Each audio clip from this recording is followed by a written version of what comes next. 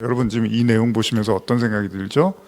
마치 천국에 뭔가 하나님의 그 심판이 일어나는 것처럼 보이지 않습니까? 근데 어쨌든 간에 뭐 우리가 어떤 연상을 하는데 다윗이요 이 과정에서 요단강이라는 게 사실은 어떤 우리가 이제 사람이 죽으면 요단강 건넌다고 하잖아요. 가나안 땅 또 들어가기 위한 그런 과정이기도 한데 어쨌든 간에 우리가 이 내용들을 보면서 이 전쟁의 마지막에서 그 다윗의 모습을 보면요, 다윗의 모습이 중요한데 어떤 걸 느끼셨나요? 압살롬, 또 시므이, 그리고 무비보셋, 그리고 마지막에 바르실레, 이렇게 사람의 이야기를 나누는데 다윗이요 뭐 이렇다 저렇다 할 어떤 그 판단을 하지를 않아요. 뭐 바르실레는 좀 다르긴 하지만 그냥 뭐 잘못한 사람은 죽이겠고 잘한 사람은 살려줘야지, 원래 왕이 되면 그래야 되잖아요. 근데 판단력이 마치 흐려진 사람처럼 행동을 해요. 압살롬은 죽었는데 잘 됐는데, 물론 아버지여서 슬프긴 하지만 그래도 이게 왕으로서는 잘된 일인데도 마냥 슬퍼하고 있고요. 시므이가 왔을 때도 이거 혼내야 되는데, 심판해야 되는데 아유 그냥 놔두세요 그런 말을 해요. 물론 처음에도 그랬죠. 막 자기를 괴롭힐 때도 하나님이 그러면 어떡합니까? 그리고 무비보셋 이야기에서도 분명하게 이렇게 선을 그어줘야 되는데 뭐 시바랑 무비보셋하고 그냥 땅 똑같이 나눠 가지시고 이제 그 얘기는 하지 마세요, 뭐 이런 식으로 말을 하는 거예요. 다윗이 판단력이 흐려진 걸까요? 저는요 이 부분을 지난번에도 제가 몇 차례 말씀을 드렸지만은 뭐 두 가지 정도로 말씀드릴 수 있을 것 같아요. 예를 들면 시므이가 실제로 다윗을 그 도망 다닐 때 막 저주할 때 다윗이 뭐라 그러죠? 하나님이 그렇게 하는 거면 어떡합니까? 저 사람 혼내지 마시고 저 사람 죽이지 마세요. 그런다고요. 그 얘기는 뭐예요? 하나님의 통치를 인정하는 거죠. 그러면 여기서도 지금 다윗에게 두드러지는 모습은 뭐냐면 자기가 선과 악을 심판하는 주체로 등장을 하지를 않는 거예요. 이거를 우리가 에덴 동산의 선악과까지 타고 올라가면 우리가 선악과를 먹고서 인간이 죄가 뭐예요? 우리가 선이다 악이다 이런 걸 구분하고 판단을 하잖아요. 이건 선이야 이건 악이야, 이걸 우리가 이제 구분하고 판단하는 게, 그게 그래서 선악과가 인간에게 죄인 거예요. 하나님이 선과 악을, 하나님만 그건 할 수 있는 일인데 인간이 선이다 악이다를 판단하는 거예요. 근데 제가 뭐 여러분도 잘 아시지만 악이라고 하는 게 선일 수도 있고 선이라고 하는 게 악일 수도 있어요. 그건 모르는 거예요, 우리는. 그리고 성경도 선, 악으로 모든 걸 그렇게 명쾌하게 우리에게 보여주고 있는 게 아니에요. 그건 어떻게 보면 하나님의 눈, 성령을 통해서만 우리가 조명이 되는 거지, 우리가 이건 선이다 악이다 이렇게 명확하게 우리가 선을 그어서 말할 수 있는 존재들이 못 된다는 거예요. 근데 다윗이요 이 죄를 짓고, 물론 이전에 사울 때도 그러긴 했지만 죄를 짓고서 깊은 회개를 하고 그러면서 다윗에게 두드러지는 모습은 악한 사람을 악하다고 하질 않는 거예요. 그렇다고 또 선한 사람을 또 선하다고 말하지도 않는 거예요. 요압이 다윗에게 굉장히 좀 이렇게 불편한 사람이었죠. 물론 여기서 이제 오늘은 이제 본문에서 잘리긴 했어요.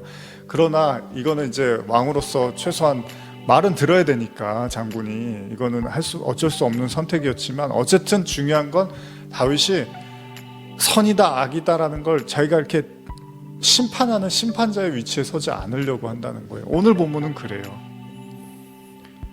그러니까 왕으로 귀환하는 모습에서 어떤 의미에서 여러분들, 우리는 왕이 되면은 내가 하라는 대로 내 말이 곧 법이야, 이게 선이고 이게 악이야, 내가 악하다면 악하는 거고 내가 선하다면 선한 거야. 다니엘서의 느부갓네살왕이 금신상 하나 큰 거 세워놓고서 여기다가 절해, 여기다 절 안 하면 그건 곧 나한테 반항하는 거니까 다 뜨거운 풀무불에 다 태워서 죽여버릴 거야, 이런 게 왕의 심보란 말이에요. 누가 감히 나를 거역해. 그리고 이것 때문에 사회가 병들고 인간관계가 무너져 가는 거고 세상이 어두워져 가는 거예요.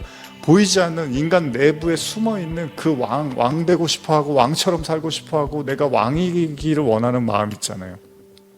교회도 마찬가지고요. 그런 것들이 곳곳에 숨어 있는 거예요. 근데 다윗을 보면은 가면 갈수록 힘이 빠지고 흐지부지해지는 거예요. 요걸 잘 연상하게 하는 게 제가 가끔 듣는 예지만, 이삭이 어떻게 되죠? 나이가 들어갖고 눈이 침침해져 갖고 그 축복을 해야 되는데 잘 보이지를 않는 거예요. 그러니까 야곱이랑 에서랑 헷갈려 갖고 야곱한테, 에서한테 축복을, 큰형 에서한테 축복을 해야 되는데 야곱한테 축복을 해버리는 이런. 그럼 뭐 이게 뭘 얘기하는 거지? 하나님의 의도가 뭐지? 그 단지 그냥 이삭이 눈이 침침해. 그럼 뭐 루테인을 먹어야 되는 건가? 눈을 침침했다는 거는 이삭이 뭔가 판단력이 흐려졌다는 건가? 이렇게도 이해할 수 있겠지만요, 여러분. 또 다른 의미에서는 이삭이 이제 시간이 흐르고 늙어서 어떻게 보면은 그 판단력이 흐려진 게 아니라 그 인간의 어떤, 절대로 축복하면 안 되잖아요. 에서를 축복해, 장자를 축복해야 되잖아요. 근데 장자를 축복을 안 하고 야곱을 이것 때문에 또 얼마나 많은 그 고통이 벌어지고 문제가 생깁니까? 그런데도 하나님이 그냥 그렇게 하시는 거예요. 그건 우리가 선이다 악이다 어떻게 구분하기가 어려운 거예요. 그렇게 따지고 올라가면 나중에 로마서에서 뭐라 그래요? 하나님이 에서는 미워하고 야곱은 사랑했다. 그럼 우리가 하나님 너무한 거 아니에요? 하나님 왜 에서는 미워하고 야곱은 편애하십니까? 그랬더니 바울이 뭐라 그래? 로마서 9장에서 네가 뭔데 하나님을 힐난하고 힐문하느냐, 이런 말을 한단 말이에요. 인간이 갖고 있는, 저도 마찬가지예요. 저도 뭐 힘든 일이 있고 좀 제 마음에 어려움이 있으면 다 알겠는데요, 주님 말씀 뜻도 다 알겠는데요, 근데 너무 힘들어요. 그리고 왜 하나님은 그렇게 그런 방식으로 하셔야 돼요? 항상 일을 막 이렇게 저도 하나님한테 따지고 들고 또 막 속상하면 아내하고 막 그런 대화를 할 때도 있어요. 왜 하나님은 이렇게 하실까? 그럼에도 불구하고 우리가 가지고 있는 선과 악으로 결국은 하나님을 심판할 수밖에 없는. 그래서 우리가 이미 나눈 탕자의 비유도 다 그런 거잖아요. 큰아들이 아버지가 탕자가 너무 이뻐서 돌아온 것만으로도 기뻤는데 큰아들은 하나도 기쁘지가 않아요. 저 개망난이를 저걸 왜 받아주십니까? 난 아버지 정말 실망했고 난 아버지랑 같이 있고 싶지 않아요, 이런 거예요. 근데 그걸 하나님하고 우리가 빗대어 생각해 보면 사실은 우리의 그 알량한 지식과 지혜 가지고 하나님을 막 판단한단 말이에요. 오늘날 세상은 뭐 포스트 모더니즘 시대라고 해서 그냥 내가 가진 생각이 다 맞는 거예요. 내가 똑똑하고 내가 제일 잘났고 내가 제일 많이 알고 있으니까 뭐 하나님이고 뭐고 뭐 기독교고 종교고 뭐 그런 거 다 부질없어. 내가 제일 똑똑해. 내가 알고 내가 배운 거 그거면은 그게 최고인 거야. 우리가 다 그런 생각들 하고 살잖아요.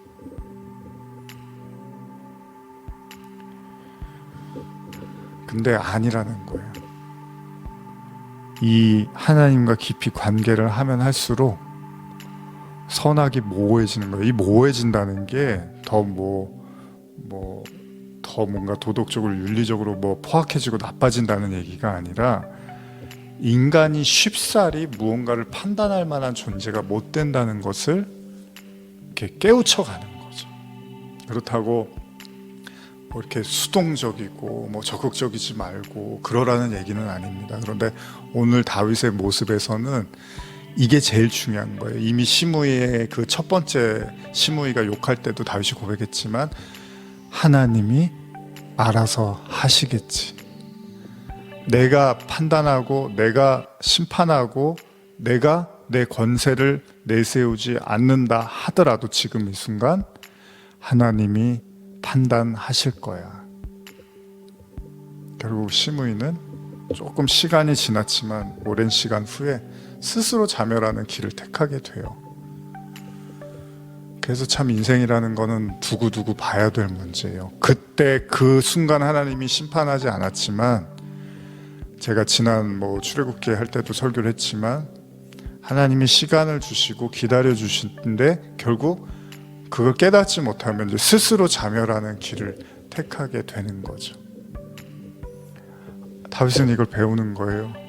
사울 때도 그랬잖아요. 사울이 그렇게 괴롭혔는데 나중에 자기 손 하나 깠다가 안 됐는데 하나님이 그냥 심판을 하더라는 거예요. 오늘날 우리도 오늘 말씀을 보면서 그런 생각을 하는 거예요. 자꾸 이건 선이다 악이다 내가 갖고 있는 생각이 옳아야 돼 맞아야 돼, 오히려 그게 아니라 우리가 하나님을 깊이 알면 알수록 내가 이렇게 심판할 수 있는 사람이 못 되는구나.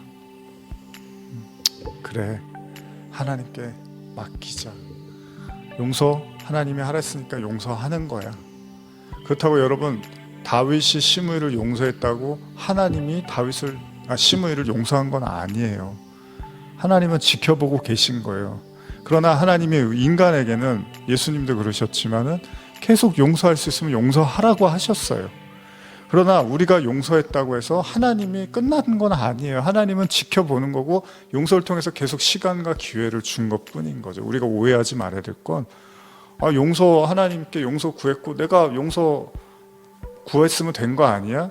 그게 아니라 하나님은 진짜 그게 마음에서 비롯된 건지를 계속해서 지켜보고 계시는 거죠. 어쨌든 오늘 다윗의 모습에서 우리는 어떻게 보면 저는 이게 진짜 왕의 모습이 아닌가. 그 왕은 어떤 왕이요? 하나님까지 호령하는 왕이 아니라 하나님께 모든 걸 이제 맡기는 거예요. 그래, 그냥 내가 하나님 말씀대로 받아들이고 이해하고 용서하면, 물론 그것 때문에 나한테 손해가 오고 내 권력이 휘청거릴 수도 있다 할지라도 하나님께서 지켜주실 거야. 그게 바로 다윗 마음속에 있는, 다윗이 배운 용서가 아니었을까 생각을 해봅니다. 그렇습니다. 우리가 용서했다고 바로 그 사람들이 우리가 원하는 대로 바뀌진 않습니다. 그러나 하나님은 지켜보시는 거죠.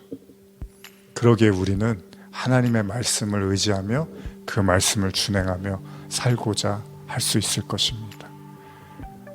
오늘도 그렇게 여러분들 마음속에 복잡했던 생각들, 또 사람들과의 관계, 세상을 바라보는 여러분들의 시각, 이 모든 것들을 내가 선과 악으로 명확하게 나누려고 하기보다는, 그래, 내 눈에는 이해가지 않고 내 생각에는 잘 동의하기 어렵지만 하나님께서 이끄실 거야 라고 그렇게 믿음으로 신뢰하며 나가기를 소원합니다.